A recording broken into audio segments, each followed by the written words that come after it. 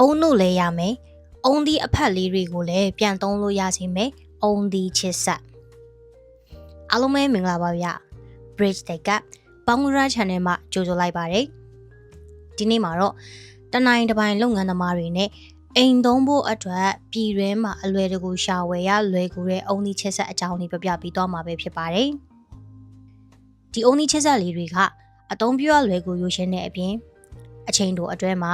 အုံဒီအဖက်လေးတွေရတယ်အုံတို့လည်းအလွယ်တကူရစီမယ်ဆက်ဖြစ်တာမို့လူသုံးများလူကြိုက်များတဲ့ဆက်လေးပဲဖြစ်ပါတယ်ဒီလိုတန်မိုးနေပြီးအသုံးလဲဝင်ကျွန်တော်တို့ပြည်တွင်းမှာလည်းအလွယ်တကူဝယ်လို့ရနိုင်တဲ့အုံဒီချစ်ဆက်လေးရဲ့ဖွဲ့စည်းအလုံးလုံးပေါ့အုံဒီချစ်ဆက်မော်တာမှာစူလုံးတန်နီးနဲ့အုံဒီချစ်နီတွေကိုမိတ်ဆွေတို့နားလဲရလွယ်ကူစေမယ့်ပုံစံလေးတွေနဲ့တခြားရှင်းပြပေးသွားမယ့်ဗီဒီယိုလေးပဲဖြစ်ပါတယ်ကျွန်တော်ရဲ့ Bridge the Gap ပေါင်းရ channel လေးဟာမိတ်ဆွေတို့အိမ်သုံးလုပ်ငန်းသုံးတွေမှာမရှိမဖြစ်လိုအပ်တဲ့စက်ပစ္စည်းလေးတွေရဲ့အလုံးလုံးပေါ့အသုံးပြုပုံတွေအပြင်ကျွန်တော်တို့ပြည်တွင်းမှာအလွယ်တကူဝယ်ယူရလွယ်စေမယ့်စက်ပစ္စည်းတွေနဲ့ပတ်သက်တဲ့ဝဟုတုတလေးတွေကိုမိတ်ဆွေတို့နားလည်ရလွယ်ကူစေမယ့်ပုံစံနဲ့အပတ်စဉ်စီစဉ်တင်ဆက်ပေးနေတာပဲဖြစ်ပါတယ်ဒီနေ့ပြောပြပေးသွားမယ်အုံဒီချစ်ဆက်ဆိုတာအုံဒီချစ်ဆက်မော်တာလေးနဲ့စူးလုံးလေးတစ်လုံးကိုပေါင်းစပ်ပြီးသုံးရတဲ့စက်ပစ္စည်းတစ်မျိုးပါဒီနေ့သုံးပြသွားမယ်လျှက်စစ်မော်တာလေးကမော်တာဝက်အား200ဝက်220ဗို့နဲ့ Revolution per minute က2800ရှိတဲ့စက်ကလေးပါ high speed နဲ့လဲမဲ့မော်တာလေးပဲဖြစ်ပါတယ်ဒီလျှက်စစ်မော်တာလေးရဲ့ပြင်ပအသွင်ပြင်ကိုပြောပြပေးရရင်မော်တာမှာကစူးလုံးတက်ဖို့ရှက်ချောင်းလေးတစ်ချောင်းပါမယ်လျှက်စစ်မီနဲ့ဓာတ်ရိုက်ချိတ်သုံးလို့ရမယ်တူးပင်ပလက်ကောင်းလေးတစ်ခုနဲ့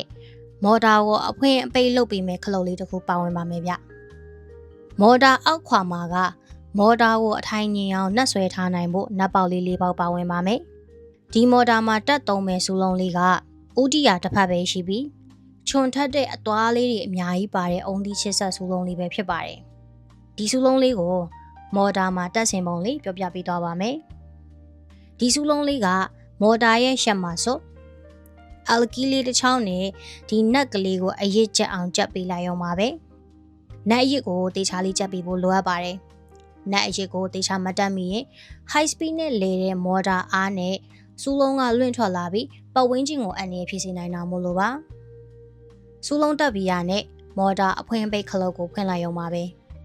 မော်တာရဲ့လေပတ်အားနဲ့ရှက်မှာတက်ထားတဲ့စူးလုံးလေးကပါလိုက်လဲပြီးအလုံးလုံးပဲပုံစံမှာ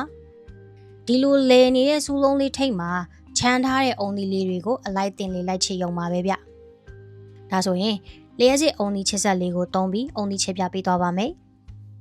အုံဒီကိုထက်ချမ်းချမ်းထားတဲ့ပုံစံနဲ့အသုံးပြုပါမယ်အုံဒီရဲ့အတွင်းဘက်အသားတွေအပေါ်ကိုလဲနေတဲ့စူးလုံးလေးနဲ့လှည့်ချရပါမယ်အုံဒီကိုစူးလုံးထိတ်နာမှာဝိုက်ပြီးအလိုက်တင်လေးကပ်ပေးလိုက်ရုံနဲ့အခုလိုအုံဒီအဖက်လေးတွေရပါတယ်ဒါကတော့အုံဒီချစ်နီကိုတေချာရှင်းလင်းအောင်ဗီဒီယိုရိုက်ပြပေးထားတာပါတကယ်အသုံးပြုမယ်ဆိုရင်တော့ကာဘာလေးကိုတက်သုံးသင့်ပါတယ်ဒါမှ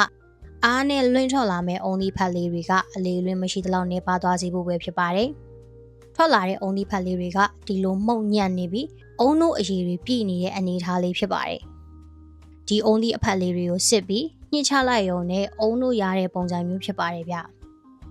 ဒီအုံတို့ညှစ်ထားတဲ့အုံဒီဖက်လေးတွေကလည်းမုံလို့တဲ့နေရာတွေမှာပြန်အသုံးပြုလို့ရတဲ့ပုံစံရစီတာမို့ဒီလျှက်စစ်အုံဒီချစ်ဆက်လေးကိုတနိုင်တစ်ပိုင်းအနေနဲ့လူသုံးများလူကြိုက်များကြတာပဲဖြစ်ပါတယ်ဒီနေ့စီစဉ်တင်ဆက်ပေးသွားတဲ့အုံဒီချစ်ဆက်လေးအကြောင်းကမိတ်ဆွေတို့အတွက်အထောက်အကူဖြစ်စေမယ်လို့မျှော်လင့်မိပါတယ်မိတ်ဆွေတို့ဆက်ပစ္စည်းတွေဝယ်ယူရမှာတတောင်းတနေရာကနေအကျိုးဖြစ်စေမဲ့ဗဟုသုတလေးတွေကိုအပတ်စဉ်စီစဉ်တင်ဆက်ပေးသွားမှာမို့စိတ်ဝင်စားရဆိုရင်ကျွန်တော် channel လေးကို like and subscribe လေးလုပ်ခဲ့ပေးပါဦးများအခုလိုဗီဒီယိုဆုံးနေကြည့်ရှုပေးရတဲ့အတွက်လည်းကျေးဇူးအများကြီးတင်ပါတယ်ဗျ